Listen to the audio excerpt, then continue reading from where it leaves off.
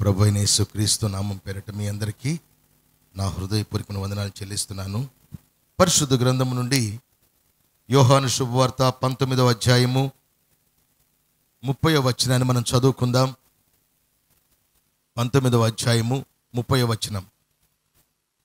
యేసు ఆ చిరక పుచ్చుకొని సమాప్తమైనదని చెప్పి తల వంచి ఆత్మను అప్పగించెను. దేవునికి స్తోత్రం.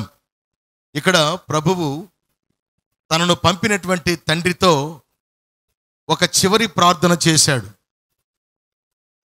యేసు ప్రభువుని పంపినటువంటి తండ్రితో ప్రభువు చివరి ప్రార్థన చేశాడు. ఏంటి అనంటే, ఆ చిరక పుచ్చుకొని, చిరక అంటే మనము టేస్ట్ చేయలేనంత చేదు. అది భూమి మీద అది తాగితే ఏమవుతుందంటే రక్తము విరిగిపోతుంది. చిరక తాగితే మనిషిలో ఉండేటువంటి వాటర్ అంతా బయటకు వచ్చేస్తుంది, రక్తమంతా విరిగిపోతుంది అనమాట. ఆయనకు అది తాగిచ్చారంట. ఆయన ఏం పాపం చేశాడో మరి ప్రజలు ఎదుట మనకు తెలియదు, కానీ ఆయన పరిశుద్ధుడని బైబిల్ గ్రంథం చెప్తుంది. మరి ఆ రోజుల్లో ప్రజలు ప్రభువుకి చిరక తాగిచ్చారంట. అయితే ప్రియమైన దేవుని బిడ్డలారా, ఆయన తీసుకున్న ఆ చిరకను ఆయన తీసుకున్న తర్వాత ఆయన తల వాల్చి ఆత్మను తండ్రికి అప్పగించుకున్నాడంట. దేవునికి స్తోత్రం కలుగునుగాక. హల్లెలూయా. మనిషిలో ముఖ్యమైనది ఏది అనంటే ఆత్మ. ప్రాణము ఎంత కాపాడుకున్నా అది మనకు తెలియకుండా అది పోతుంది. యాక్సిడెంట్లుగా పోవచ్చు, లేకపోతే పురిట్లోనే పోవచ్చు, గర్భంలోనే పోవచ్చు, బ్రతికి ఉండి పోవచ్చు, ఒక రోగం వచ్చి పోవచ్చు, ఎట్లాగైనా పోతుంది. ఏంటది? ప్రాణం. ఏంటది? ప్రాణం. ఆత్మ అనేటువంటిది దేవుని యొక్క స్వాస్యం. కాబట్టి అది 2 స్థలాలకు వెళుతుంది. ఒకటేమో దేవుని దగ్గరికి వెళ్తుంది. ఒకవేళ దేవుని దగ్గరికి వెళ్లకుండా ఇంకొక స్థలం ఏంటంటే నిత్య నరకానికి వెళుతుంది. నిత్య నరకానికి ఎందుకు వెళ్తుందంటే, మన ప్రాణము పోకమునిపే ఈ ఆత్మను దేవునికి అప్పగించుకునేటట్లుగా శరీర క్రియలు పవిత్రముగా మనం మార్చుకుంటే మనము ఆత్మను దేవునికి అప్పగించుకోగలుగుతాము.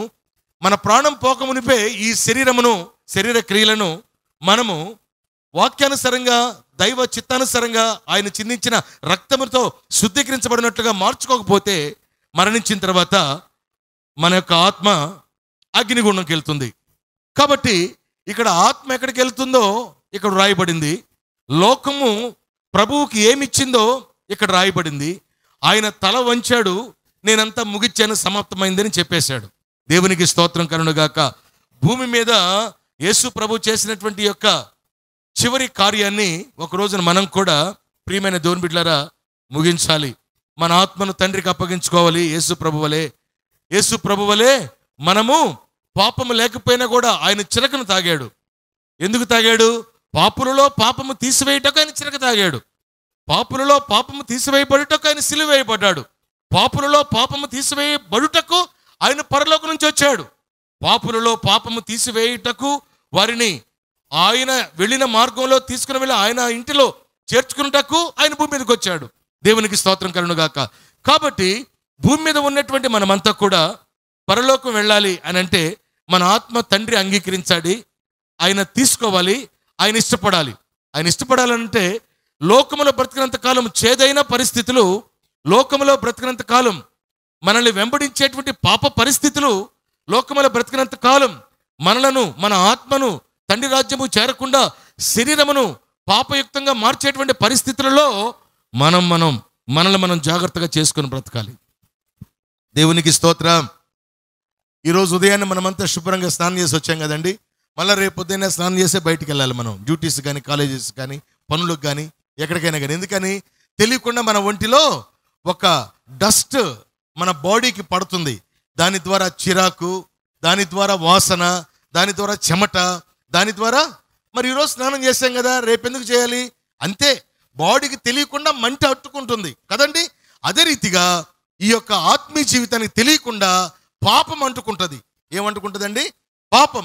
అందునిమిత్తమై ఇక్కడ ఈ శరీరమును అనుదినము మనము వాక్యానికి లోపరుచుకున్నట్లుగా బ్రతకాలి. యేసు ప్రభు కూడా అనుదినము అనుక్షణము తండ్రి పంపినటువంటి నియమము చొప్పున ప్రజల కొరకై ఆయన తండ్రి చిత్తము జరిగించుటకు అనుక్షణము ప్రతి గడియ ఆయన దినములంతా కూడా ఆయన బ్రతికి ఆత్మను అప్పగించానయ్యా. నువ్వు అప్పగించిన పనిని కంప్లీట్ చేశానయ్యా. నువ్వు అప్పగించే పనిని సగంలో ముగించలేదయ్యా, ముగించాను అని ఆయన చెప్పాడు. ఆ రీతిగా మనం చెప్పగలిగిన వాళ్ళుగా ఉండాలి. దేవునికి స్తోత్రం కలుగునుగాక. హల్లెలూయా. మనము ఆ రీతిగా చెప్పగలిగే వాళ్ళుగా మనం ఉండాలి. దేవునికి స్తోత్రం కలుగునుగాక. ప్రియ దేవుని బిడ్డలారా, ఇక్కడ కొన్ని విషయాలు మనం నేర్చుకుందాం. యేసు ప్రభు ఏమేమి సమాప్తం చేశాడు? చెరకను తాగటమేనా? యేసుక్రీస్తు ప్రభువారు పరిశుద్ధంగా జీవించటమేనా? యేసుక్రీస్తు ప్రభువారు ఆత్మను తండ్రికి అప్పగించుకోవాలనేనా? త్వరగా తండ్రి దగ్గరికి వెళ్ళిపోదాం, నేను ఇదివరకు ఉన్నటువంటి స్థానంకి వెళ్ళిపోదాం, ఇక్కడ నాకు క్షేమకరమైన పరిస్థితి లేదు అనుకునే దాని కొరకు వెళ్ళిపోయాడా? కాదు. కొన్ని పనులు ముగించి వెళ్ళాడు. దేవునికి స్తోత్రం చెప్దాం. భూమి మీద ఆయన శరీరము రక్తము తిని త్రాగుతున్నా, ఆయన వాక్యాన్ని వింటున్నా, ఆయన బిడ్డలుగా బ్రతుకుతున్నా, ఒకరోజు ఆయన చేరిన స్థానానికి చేరాలనేటువంటి సంసిద్ధతతో ఉన్న మనము కూడా కొన్ని ముగించాల్సిన అవసరం మనకుంది. ఎప్పుడైతే మనం ముగిస్తామో అప్పుడే యేసు ప్రభువుని తండ్రి అంగీకరించినట్లుగా ఆయన రక్తములో కడగబడి ఆయన శరీరం రక్తము తిని త్రాగి ఆయన వాక్యానుసారంగా జీవిస్తున్న మనలో కూడా మన మరణ సమయం ముగించిపోయిన తర్వాత తండ్రి మనలో కూడా అంగీకరిస్తాడు, మన ఆత్మను కూడా. దేవునికి స్తోత్రం. ఈయన ఏం నెరవేర్చాడు? ఏం ఫినిష్ చేశాడు? ఇట్ ఈస్ ఫినిష్ అన్నాడు ఆయన. ఏం ఫినిష్ చేశాడు? చదవండి ఒకసారి. మొదటి యోహాను రాసిన పత్రిక 3వ అధ్యాయం 5వ వచనం. పాపములను తీసివేయుటకై ఆయన ప్రత్యక్షమాయనని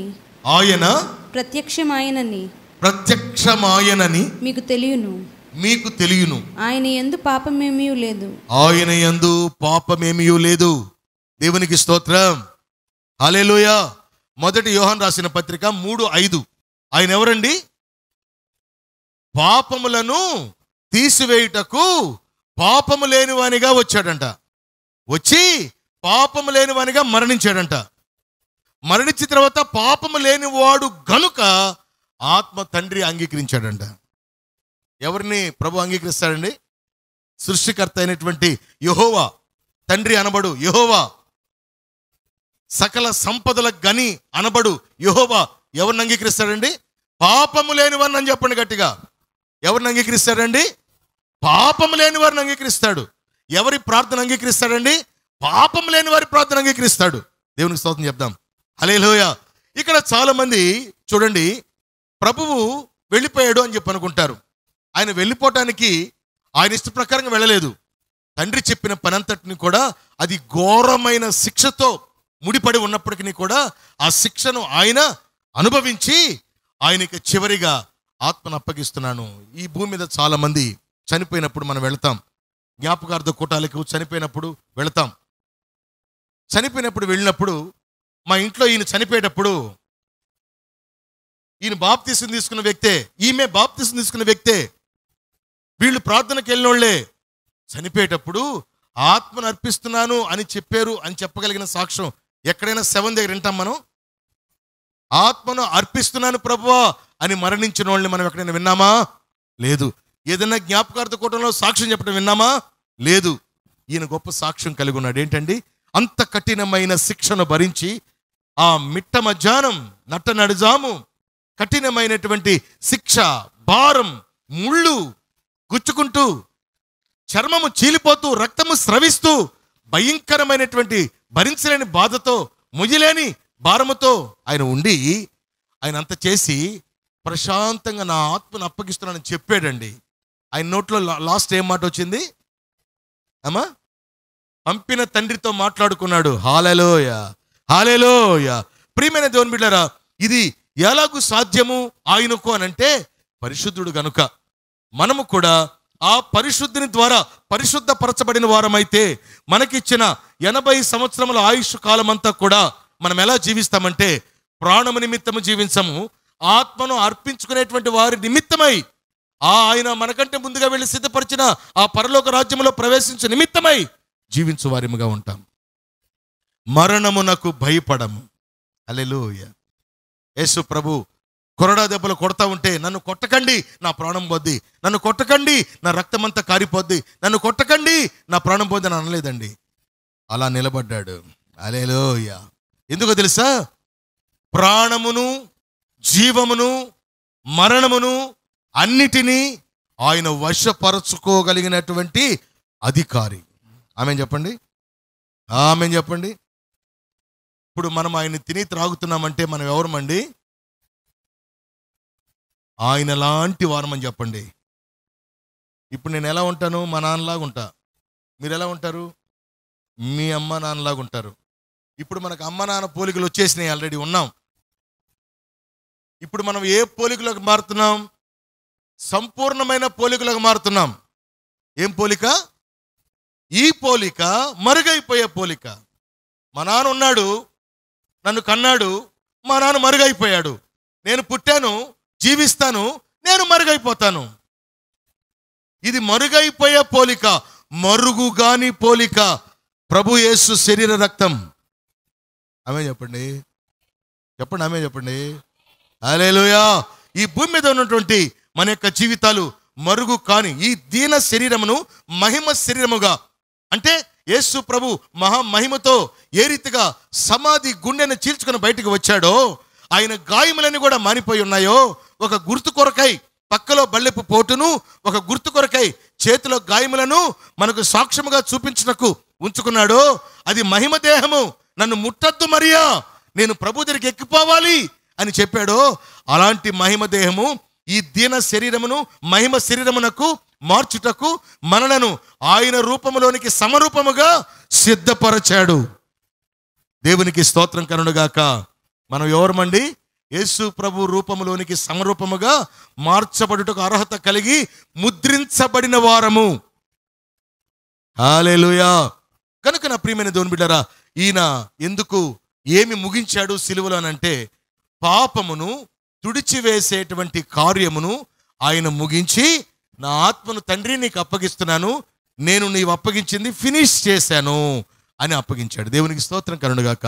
విశ్వాస జీవితంలో ఉన్న మనము కూడా ఈ పాపాలన్నీ మనల్ని పట్టుకోకుండా, పాపాల్లో మనల్ని ముంచి నానబెట్టకుండా, అపవాది శరీరాశ, నేత్రాశ, జీవపు డంబం, గర్వం, అహంకారం, అతిశయం, ఏమండి హెచ్చించుకునే పద్ధతి, ఎదురాడే స్వభావం, దేవుణ్ణి దుఃఖపెట్టే క్రియలు, ఆలోచనలు, తలంపులు, లోక సాంగత్యము ద్వారా కొట్టుకుపోయే విధానం, లోకంలో ఏ రీతిగా అందరూ బ్రతుకుతున్నారో అలాంటి బ్రతుకుతూ, దేవా నీవు కూడా నన్ను దీవించు అనేటువంటి జీవితం కాక, నీ కొరకే జీవిస్తానయ్యా, నీవు చెప్పిందే చేస్తానయ్యా, నీ అడుగుజాడలలో అడుగులు వేస్తానయ్యా, ఎలాంటి కఠినమైన క్లిష్టమైన పరిస్థితులైనా నీవే నన్ను కాపాడుకో, నీవు చెప్పావు నీ పాదము తొట్టిల్లకుండా నేను పంపిన దూతలు వాటి చేతుల మీద నిన్ను ఎత్తి పడతాయని చెప్పేవే, ఆ చొప్పున నీవు పంపిన నీ దూతల చేతుల మీద నా పాదము తొట్టిల్లకుండా కాపాడయ్యా, నీ వాక్యము నా పాదములకు దీపముగా, నా త్రోవలకు వెలుగుగా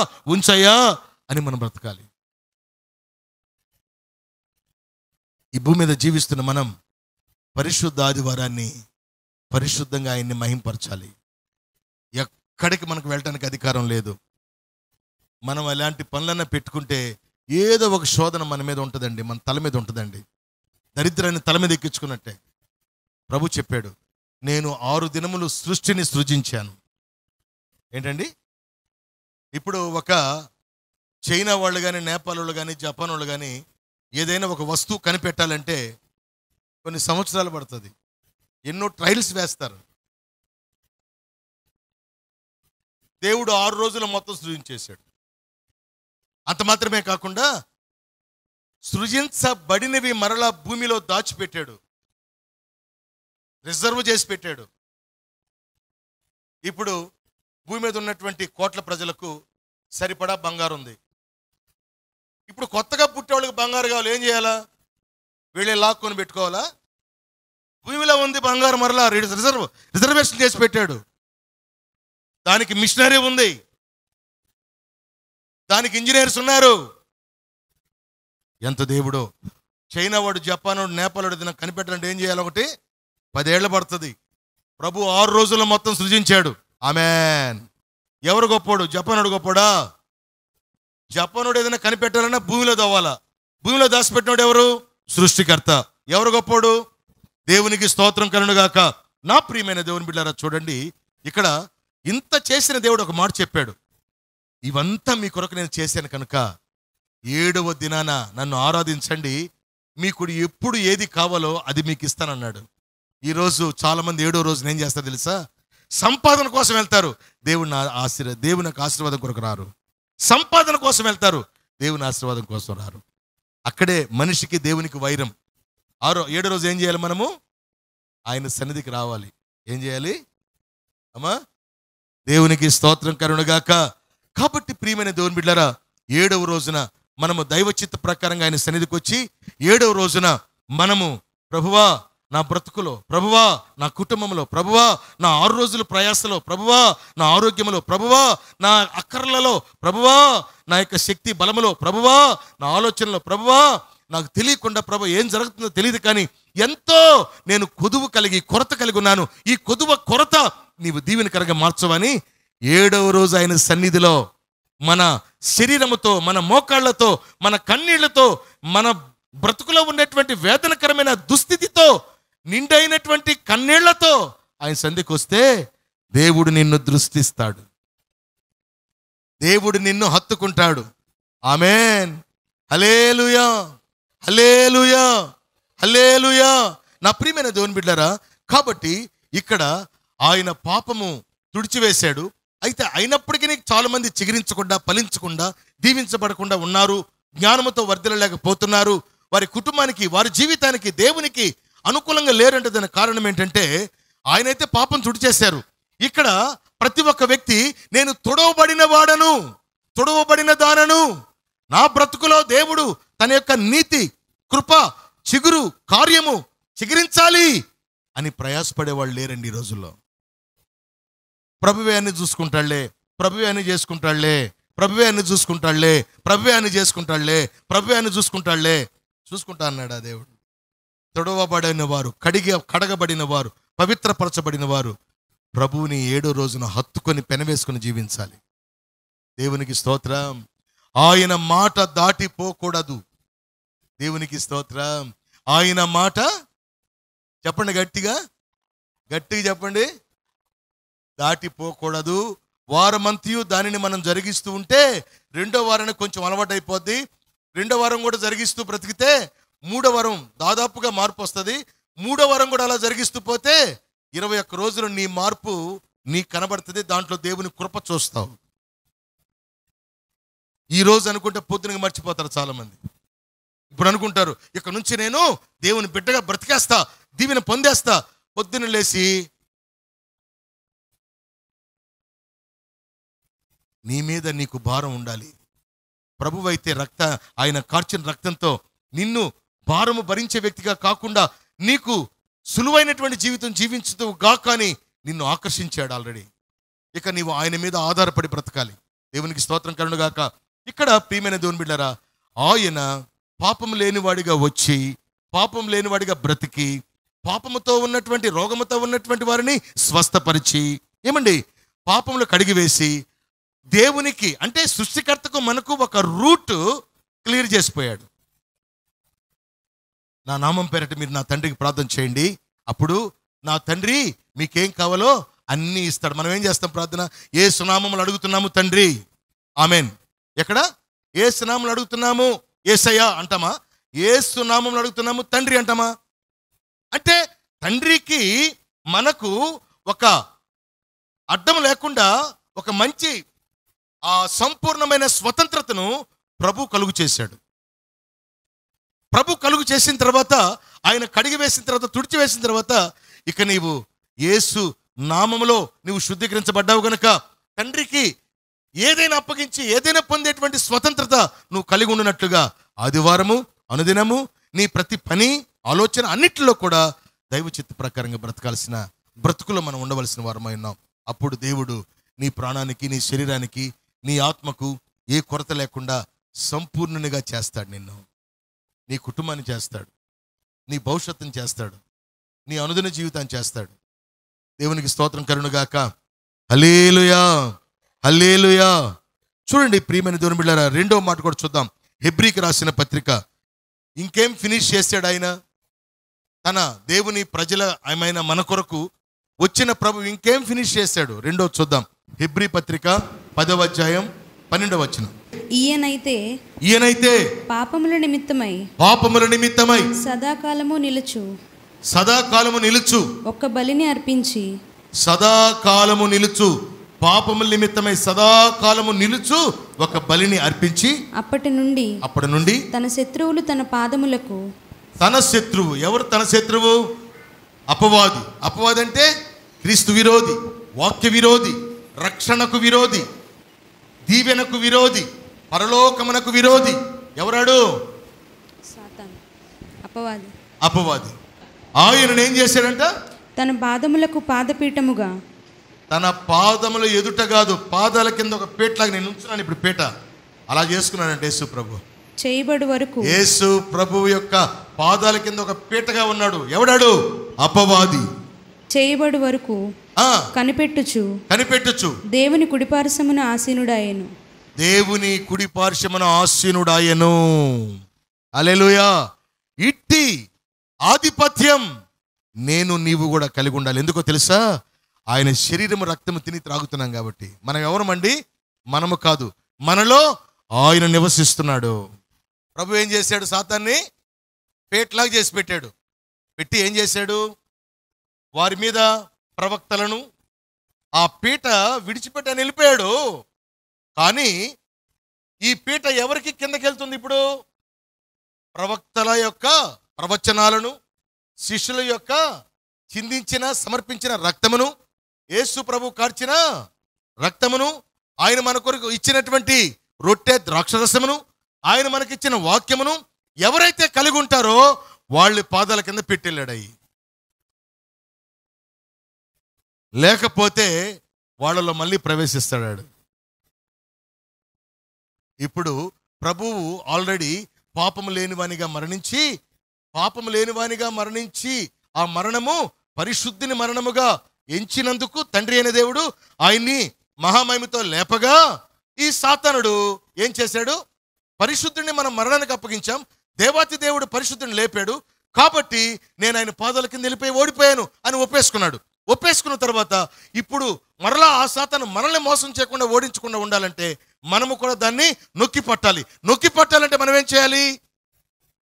వాక్యమును, రక్తమును, శరీరమును, పరిశుద్ధతను, స్తుతి ఆరాధనను, సంపాదనను, సమర్పణను, సాక్ష్యమును, బాధ్యతలను జాగ్రత్తగా కాపాడుకోవాలి. నా ప్రియమైన దేవుని బిడ్డలారా, మన పాదాల క్రింద ఆ అపవాది క్రియలు, జ్ఞానం, కుయుక్తి, మోసం పాదపీఠముగా అయిపోవునుగాక. పాదపీఠముగా అది త్రొక్కబడునుగాక, అది మూలుగునుగాక.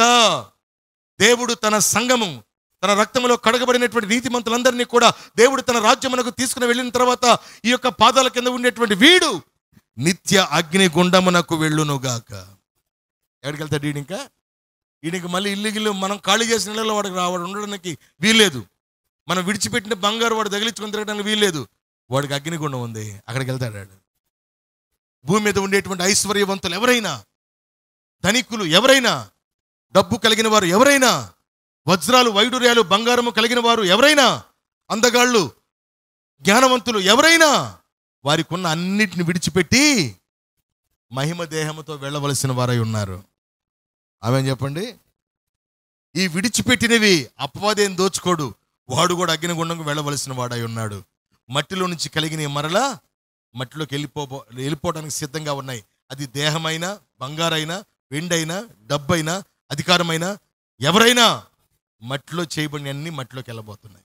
కాబట్టి ఈ భూమి మీద జీవిస్తున్న మనమంతా కూడా, నా ప్రియమైన దేవుని బిడ్డలారా, మనము ఆత్మను అర్పించుటకును, ఈ ప్రాణము పోయేలోపే ఈ యొక్క ఆత్మను అర్పించుటకు తగినటువంటి ఆటంకములు, దోషములతో ఈ శరీరము అంటుకట్టబడకుండా, డస్ట్ మనకు పడితే స్నానం చేసినట్లుగా ప్రతిరోజు అంటు కట్టబడకుండా మనము ప్రతిరోజు వాక్యము చేత ఉదక స్నానము చేయబడిన వారిగా, ప్రార్థన చేత ఉదక స్నానము చేయబడిన వారిగా, ఆయనను స్తుతించుట చేత ఉదక స్నానము చేయబడిన వారిగా, ఆయన చిత్తానుసారంగా జీవించుటలో ఉదక స్నానము చేయబడిన వారిగా బ్రతుకుదుముగాక. 14 వచనం చదువుమా. హెబ్రీ 10:14. హెబ్రీ 10:14. ఒక అర్పణ చేత ఈయన పరిశుద్ధపరచబడు వారిని ఒక అర్పణ చేత ఈయన పరిశుద్ధపరచబడు వారిని, ఈయన ద్వారా పరిశుద్ధపరచబడిన వారిని ఒక అర్పణ చేత. ఎవరా అర్పణ? ప్రభువైన యేసు క్రీస్తు మనకు మారుగా ఆయన అర్పించాడు. ఏంటది? తన రక్తాన్ని, తన యొక్క ప్రాణాన్ని, తన యొక్క శరీరాన్ని. హల్లెలూయా. ఒక అర్పణ చేత ఆయన ద్వారా పరిశుద్ధపరచబడిన వారిని సదాకాలమునకు సంపూర్ణులుగా చేసి ఉన్నాడు. సదాకాలం అంటే ఎక్కడండి? భూమి మీద కాదండి. మనం భూమి మీద సదాకాలం బ్రతకలేం. సదాకాలం బ్రతికే వాళ్ళు సంపూర్ణులు. సంపూర్ణులు అంటే ఎవరు? ప్రభు చేత విమోచించబడిన వారు. హల్లెలూయా. అది ఎట్లాగూ? ప్రభువు అర్పణ చేత కడగబడిన వారు, ప్రభు రక్తము చేత, ప్రభు అర్పణ, ప్రభు త్యాగము చేత కడగబడిన వారు సదాకాలము నివసించుటకు సంపూర్ణులుగా పరలోకమునకు చేరుదురు. ఈ పని తండ్రి కుమారుడికి మన కొరకే అప్పగించాడు.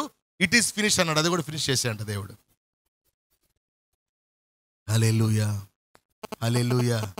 కాబట్టి విశ్వాస జీవితంలో ఉన్న మనము సంపూర్ణులుగా సదాకాలము నివసించుటకు ఆయన సిద్ధపరిచిన తండ్రి ఇంట నివాస స్థలాలకు చేరునట్లుగా. అది ఎప్పుడో తెలియదు అనుకోవద్దు. 80 సంవత్సరాల ఆయుష్ ఉంది కదా, ఇప్పుడు నాకు 35 కదా, ఇంకొక 45 ఉన్నాయి కదా, ఈ లోపు చేయాల్సిన మొత్తం చేసి లాస్ట్ సంవత్సరంలో మోకాళ్ళు వేసి ప్రార్థన చేద్దాం అనుకోబాకండి. రాత్రికి రాత్రే కరోనా వస్తే మళ్ళీ వస్తాం. మళ్ళీ చెప్తున్నాడు స్టార్ట్ అవుతుందని. 35 ఏళ్ళు బతికే వాళ్ళకి ఏం పర్లేదులని చెప్పటల్లా, ఎంతమంది చేస్తారో తెలియదు అని అంటున్నాడు. 40 ఏళ్ళు అయిపోయిన వాళ్ళు ఇంకో 40 ఏళ్ళు బతుకుతారు, ఏం పర్లేదు కరోనా వచ్చినా అని అంటలా. ఎంతమంది చేస్తారో తెలియదు ఇస్తారు అంటున్నాడు. లాస్ట్ టైం 65 లక్షల చిల్లర మంది చనిపోయారు. మన యొక్క భారతదేశంలోనే తక్కువ వేల సంఖ్య, ఒక 28,000 చిల్లర ఎంతో. ప్రపంచవ్యాప్తంగా చూస్తే పాపం ఎక్కడైతే పెక్కుపోయిందో, పాపం అనేటువంటిది మనకు తెలుసు. త్రాగుడు, పేకాట, జూదం, వ్యభిచారం, మోసం, అక్రమం, అన్యాయం, వయసు తారతమ్యం లేకుండా ఆ దేశాల్లో ఎక్కువ మరణ సంఖ్య ఉంది. భారతదేశంలో వాక్యం ఉంది, దేవుని భయం ఉంది. ఇక్కడ మరణ సంఖ్య తక్కువ జరిగింది. మరలా రాబోతుందంట. ఎందుకో తెలుసా? ఏర్పరచబడిన వారిని సైతం నేలమట్టం చేయాలని. చేయబడిన పర్వలా, ఏం పర్వలా? చేయబడిన పర్వలా మనం ఆత్మ మాత్రం అక్కడ అప్పగించుకుందాం. ఆమేన్ చెప్పండి, చెప్పండి, ఆమేన్ చెప్పండి. ఎంతమంది సిగరెట్లు తాగుతున్నారో, మందు తాగుతున్నారో, అబద్ధాలు ఆడుతున్నారో, ఇష్టం వచ్చిన కార్యాలు చేస్తున్నారో నాకు తెలియదు. కానీ చేయబడిన పర్వలా, కరోనా వచ్చిన పర్వలా ఆత్మను అర్పించుకునేటువంటి అర్హత కలిగిన వారిగా సదాకాలము నివసించు సంపూర్ణులుగా మనము సిద్ధపడదుముగాక. సిద్ధపడటానికి ప్రభువు ఇట్ ఈస్ ఫినిష్, ప్రభువా నా ఆత్మను తీసేసుకొని అప్పగించేసుకున్నాడు. మన పాపము కడిగేశాడు, తుడిచేశాడు. ఇప్పుడు మనం ఆయనతో అంటుకట్టబడిన వారిగా, ఆయన యొక్క శరీరం రక్తము తిని త్రాగుతూ రక్షించబడిన వారిగా, మనకు బిడ్డల కొరకు, బిడ్డల కొరకు 6 రోజులు పనిచేసి 7వ రోజు మొర్రపెట్టు వారిగా, ఇంకా రక్షణ పొందని వారు, ఇంకా లోకముతో ఆట్లాడేవాళ్ళు, ఇంకా శరీరముతో ఆట్లాడేవాళ్ళు, ఇంకా ప్రాణముతో, బ్యాడ్ హ్యాబిట్స్తో, చెడ్డ క్రియలతో ఆట్లాడేవాళ్ళు ఏమవుద్దో ఆలోచించుకొని దేవుని చిత్త ప్రకారంగా బ్రతకాలి. ఈ రోజుల్లో నరకానికి వెళ్ళే వాళ్ళు ఎవరనంటే పాపము లేని వాళ్ళు అని ఇదివరకు అనేవాళ్ళు. ఇప్పుడు నేను చెప్తున్నాను బైబిల్ ప్రకారంగా 10 సంవత్సరాలు దాటక మునిపే సెల్ ఫోన్లో అన్ని తెలుసుకున్న వాళ్ళు ఉన్నారు. వీళ్ళు పాపం లేని వాళ్ళ? మరి వీళ్ళకి శిక్ష లేదా? వయసు కాదు అక్కడ కోడింగ్. పాపము తెలిసిన వాళ్ళంతా కూడా పరిశుద్ధులైతే పరలోకం వెళ్తారు. పరిశుద్ధులు కాకపోతే, పాపమని తెలిసి కూడా పరిశుద్ధులు కాకపోతే అపవాదికి నిర్ణయించిన అగ్నిగుండానికి వెళ్తారు. ఎవరు? ఏ వయసు అయినా. మరి ఎవరండి పరలోకం వెళ్తారు? చిన్నపిల్లలు అంటే సెల్ ఫోన్ తెలియక, అమ్మ ఏయ్ అంటే భయపడి, స్కూల్కి వెళ్ళి చదువుకొని టీచర్ మాటిని తల్లిదండ్రుల మాటిని దేవుని సన్నిధిలో మోకాళ్ళు వేసి ప్రార్థన చేసి వాళ్ళే పరలోకం వెళ్తారు.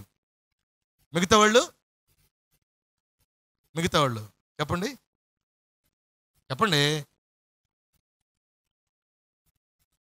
దేవునికి స్తోత్రం కలుగునుగాక. ఈ లోకంలో మనకు కావలసినటువంటి సంపూర్ణత ఏంటంటే సదాకాలము నివసించేటువంటి ఆ యొక్క రాజ్యమునకు అధికారి అయినటువంటి తండ్రి అయిన దేవుని ఎదుటకు వెళ్ళటకు ప్రభు అయిన యేసుక్రీస్తు చేసిన ఆ యొక్క అర్పణ నిమిత్తమై నీవు సమర్పించుకొని ఆ మార్గము గుండా వెళ్ళుటకు సంపూర్ణమైన వ్యక్తివిగా, నీలో ప్రాణం ఉండగా, నీలో ఆరోగ్యం ఉండగా, నీలో శక్తి ఉండగా, నీలో సామర్థ్యత ఉండగా, నీలో బాధ్యత ఉండగా, నీలో పశ్చాత్తాపం నేను పొందాలి, నేను దేవునికి అప్పగించుకోవాలి, దేవుని చిత్త ప్రకారంగా జీవించుటకు నేను వడిగట్టాలి, నా యొక్క హృదయాన్ని బిగించాలి, అని మీద ఆధారపడాలి. ఇక ఆయన నేను తోలనాడను, ఇక నా ఇష్ట ప్రకారంగా జీవించను, నాకు డేంజర్, అపాయం సిద్ధంగా ఉంది, ఈ లోకం నుండి అపాయం సిద్ధపరచడానికి సిద్ధంగా ఉన్నాడు, గనుక దానిని నేను ఓడించాలి అనేటువంటి వారిగా బ్రతికే వాళ్ళంతా కూడా ప్రియ దేవుని బిడ్డలారా, సదాకాలము నివసించు ఆ కాలములో ఆ స్థలములో సంపూర్ణులుగా చేర్చబడుటకు అర్పణ ద్వారా సమర్పించుకున్న వారై సంసిద్ధంగా ఉన్నటువంటి వారికి ఆ యొక్క ధన్యత కలుగుతుంది. ఈ విశ్వాస జీవితంలో మన బిడ్డల కొరకు మనం కన్నీరు కార్చి ప్రార్థన చేయాలి. ఎక్కడ? మన బిడ్డలకు తెలియకుండా. యోబు అనేటువంటి భక్తుడు తన బిడ్డల కొరకు అరుణోదయమనే లేచి పర్వత శిఖరమునకు ఎక్కి ఒక్కొక్క బిడ్డ నిమిత్తం ఒక్కొక్క దహన బలి అర్పించి వేదన చెంది సూర్యుడు ఉదయించు వరకు ప్రార్థన చేసి దిగి వచ్చేవాడంట. అరుణోదయం లేచి అంటే నిద్ర చంపుకోవాలా, అరుణోదయం లేచాడంటే పొద్దున్న లేయాలనేటువంటి బాధ్యతతో పడుకోవాలా, నేను ఈరోజు లేకపోతే నా బిడ్డలను అదే రోజు అపవాది పట్టుకుంటాడేమో, కాబట్టి ఉదయం లేచి నేను ప్రార్థన చేయకపోతే నా చేతులారా నా బిడ్డని నాశనం చేసుకుంటానేమో అనే భయం ఉండాలా కదా. ఇన్ని నెరవేర్చాడండి యోబు, భక్తుడైన యోబు. అందు నిమిత్తమై దేవుడు యోబును దీవించి 4 దేశాలు ఇచ్చి, యోబు తర్వాత ఆ బిడ్డలు 5 దేశాలను అనుభవించేటువంటి సామర్థ్యత ఇచ్చాడు. 5 దేశాలకు అధిపతులుగా చేశాడు. 10 మంది పిల్లల్ని యోబైన భక్తుడు. దేశాలు 5 ఇళ్ళు కాదు, 5 బైకులు కాదు, 5 దేశాలు వాళ్ళు స్వాసం చేశాడు. ఇద్దరిద్దరికి ఒక దేశం, 10 మంది పిల్లలు. దేవునికి స్తోత్రం కలుగునుగాక. జంటగా ఏలుకొండ్రా అని చెప్పన్నాడు. ఈ భూమి మీద మనం వర్ధిల్లాలంటే మనం ఏం చేయాలండి? తుడిచి వేసిన, కడిగి వేసిన రక్తముతో మనల్ని శుద్ధీకరించిన ఆయనతో అంటుకట్టబడి ఉండాలి. ఆదివారము ఆయన సన్నిధిలో ఉండాలి. 6 రోజులు వ్యక్తిగత ప్రార్థన, కుటుంబ ప్రార్థన జరగాలి. దేవునికి స్తోత్రం. పరిశుద్ధ గ్రంథాన్ని చదువుకోవాలి నిదానంగా. ఒక పావుగంట మోకాళ్ళేసి పావుగంట. నువ్వు ఎప్పుడైతే అలాగూ బ్రతకటం సిద్ధపడతావో నిన్ను ఆవరించి ఉన్నటువంటి శాపము ఆవిరైపోగా ఆయన దూతల చేత నిన్ను ఆయన ఆవరింపచేసి నీ పాదము తొట్టిల్లకుండా దూతల చేతుల మీద ఎత్తిపట్టి నీ ఎదుట ఉన్నటువంటి లోయలను, ముళ్ళ కంచెలను, సముద్రములను ఆయన సమానం చేసి నిన్ను దాటింపజేస్తాడు. విశ్వాస జీవితంలో అలాగూ జీవించుటకు మనము హృదయాన్ని ఆయనకు అప్పగించుకోవాలి.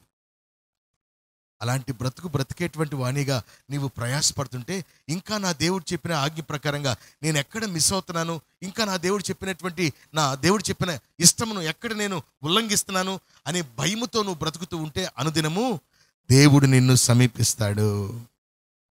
దూతలు నిన్ను ఆవరిస్తాయి. నీ హృదయ ఆ యొక్క స్తోత్ర అలంకారం, నీ హృదయంలో చూస్తున్నటువంటి ఆ యొక్క బలియాగము ద్వారా నీవు శుద్ధీకరించబడినటువంటి వేదనతో కూడిన విజ్ఞాపన ప్రార్థన దూతలు ప్రభువుకు చేరవేసి తగిన ప్రతిఫలం తెచ్చి నీకు అలంకరిస్తారు. యోబు కూడా ఎంత ప్రార్థన పరుడో కదా. అందుకే అపవాది దేవుని సందికి వెళ్ళి నిలబడినప్పుడు దేవుడు మాట్లాడాడు. భూమి మీద నువ్వు ఎక్కడి నుంచి వచ్చావు? భూమి మీద అటు ఇటు తిరుగుతూ నీ దూతలతో పాటు కలిసి వచ్చానయ్యా అంటది. ఎందుకు వచ్చావు? మామూలుగా వచ్చానయ్యా. అవునా? మరి భూమి మీద యోబు అనేటువంటి భక్తుడు తెలుసా నీకు? తెలుసయ్యా. యథార్థవంతుడు, సత్యవంతుడు, భయభక్తులు కలిగిన వాడు, చెడుతను విసర్జించిన వాడు యోబు. అయితే అయ్యా కుయుక్తితో ఒక మాట మాట్లాడతాడు. అతనంతటికీ నీవు కంచె వేశావు, అతని ఇంటికి, అతని బిడ్డలకు, అతని ఆస్తికి నువ్వు కంచె వేశావు. అంతకంతకు వర్ధిల్లుతూ ఉన్నాడు. నువ్వు ఒక్కసారి కంచి తీస్తే అతడు నార్మల్గా అందరిలాగా మారిపోతాడయ్యా అని దేవునితో ఒప్పందం చేశాడు అపవాదిగాడు. అవునా? అలాంటి కాదే నా భక్తుడు. నా భక్తుడికి బిడ్డలందరినీ చంపేసిన, నా భక్తుడికి ఆస్తంతా నాశనం చేసి తీసేసిన, నా భక్తుడికి దేహం అంతా కురుపులు వచ్చినట్టు చేసిన, నా భక్తుడికి అన్ని తీసేసిన, నన్ను వదలలేవాడు. ఎల్లు భూమి మీదకి లేచి చేస్తొచ్చే నా బిడ్డని అని అధికారం ఇచ్చాడంట అపవాదికి. అపవాది రావటం ఆస్తి పాస్తులను బిడ్డల్ని మొత్తం సర్వనాశనం చేసేసాడు. ఇంకా ఏమీ లేదు, దేహం అంతా కుళ్ళిపోయి కురుపులతో ఉంది. అయినప్పటికీ యోబు ప్రార్థన చేస్తున్నాడు.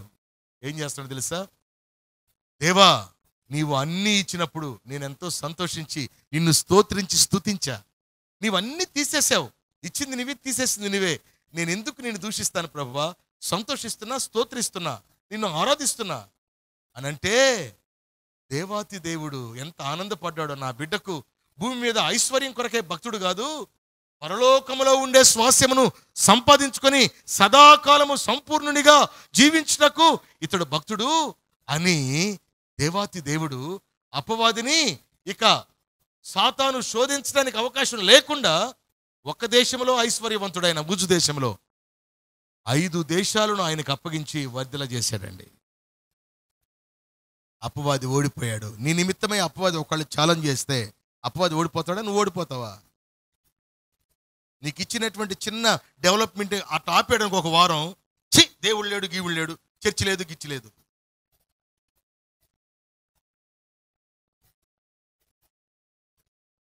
నాకు మ్యారేజ్ జరిగిన 3 పిల్లలు చనిపోయారు. నాకు ఎంత ప్రార్థన చేసామో మరలా 3 పిల్లల్ని ఇచ్చాడు. దేవుడు లేడు, గీవుడు అంటే ఇప్పుడు సాక్షి సేవకుడు అయినవాడినా? నష్టంలో నిలబడాలి. చెప్పండి, మీ నోటితో చెప్పండి.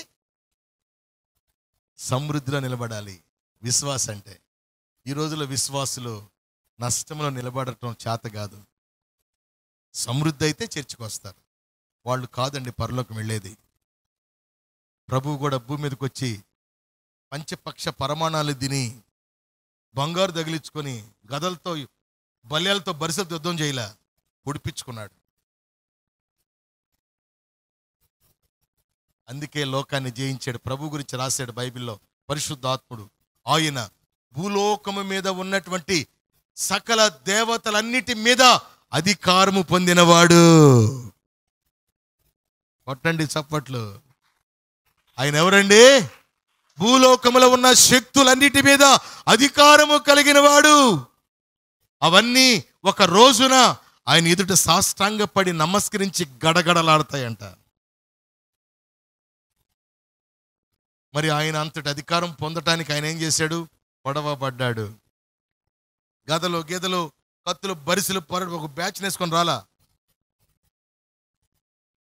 ఈ విశ్వాస జీవితంలో మనము దేవుని పిల్లలుగా సదాకాలము ఉండు స్థలములో సంపూర్ణంగా జీవించుటకు ఆయన అర్పించుకున్నటువంటి తన ప్రాణార్పణమును బట్టి, ఆయన అర్పించుకున్న శరీరమును బట్టి, చిందించిన రక్తమును బట్టి, ఇచ్చిన శరీరమును బట్టి, ఇచ్చిన వాక్యమును బట్టి మనము జీవిస్తూ ఆయనను చేరు వరకు జాగ్రత్త పడదుముగాక. హల్లెలూయా. భూమి మీద నాకు అది లేదు ఇది లేదని దిగులు పడద్దు. ఆయన ద్రాక్షరసమును, ఆయన నూనెను, ఆయన రాజ్యమును, ఆయన నీతిని, ఆయన సహవాసమును, ఆయన వాక్యమును మనము కానీ వెంబడిస్తే లేనివన్నీ దేవుడిస్తాడు. మీరు మొదట నా నీతిని, నా రాజ్యమును, ద్రాక్షరసమును, మీరు ఈ యొక్క నూనెను అపేక్షించిన ఎడల అవన్నీ మీకు కలుగునన్నాడు. ఏవి? భూమి మీద కావలసినన్ని.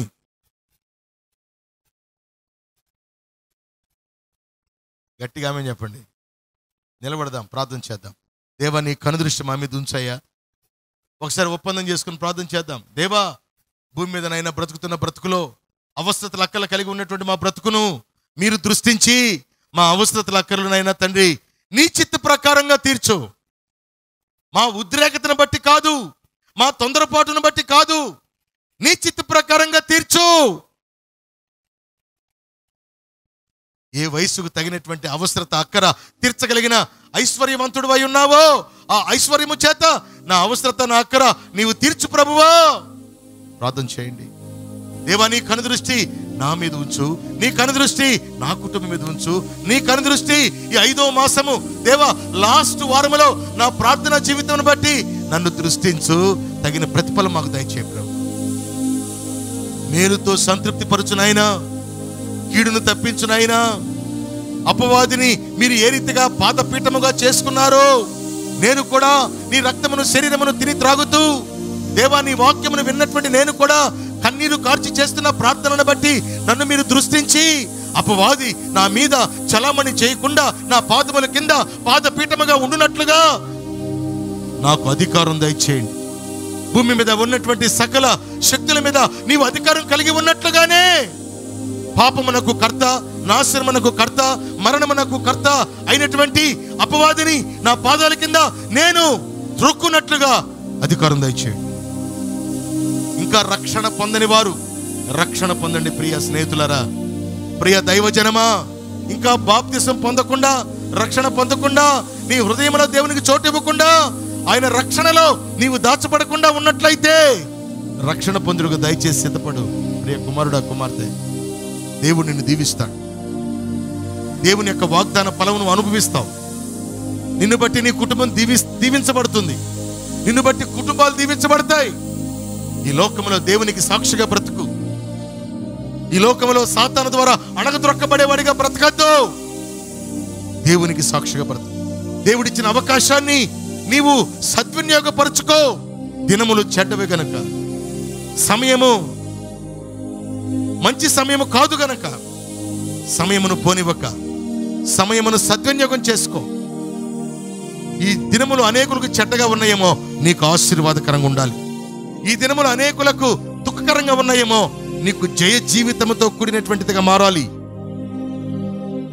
దేవా, నీ కనుదృష్టి నా మీద ఉంచయ్యా. దేవా, నీ కనుదృష్టి నా కుటుంబం మీద ఉంచయ్యా.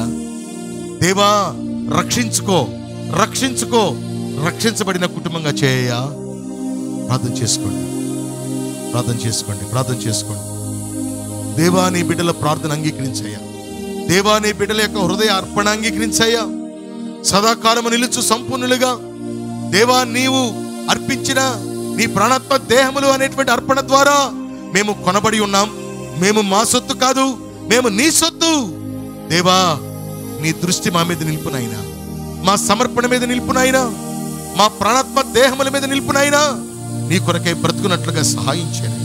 నీ అగ్ని ప్రాకారము, నీ రక్త ప్రాకారము, నీ కృపా ప్రాకారము, క్షేమము, నెమ్మది, సమాధానం అనే ప్రాకారము, మేలు అనే ప్రాకారము, దూతల ప్రాకారము, నీ కనుదృష్టి అనే ప్రాకారము మాకు తోడుగా ఉంచు. దేవా, మీకే స్తుతిస్తూ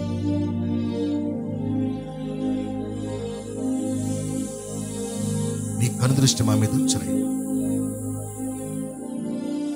ఏ తెగులు మా గుడారము సమీపించకుండా చేయనై, ఏ కీడు మా దరి చేరకుండా చేయనై, ఆపదలైన ఉపద్రవములైన నీ యొక్క ఆజ్ఞ మాకునైనా ప్రాకారముగా డాలుగా చేయనైనా నీ కాపుదల మాకు తోడుగా ఉంచునైనా.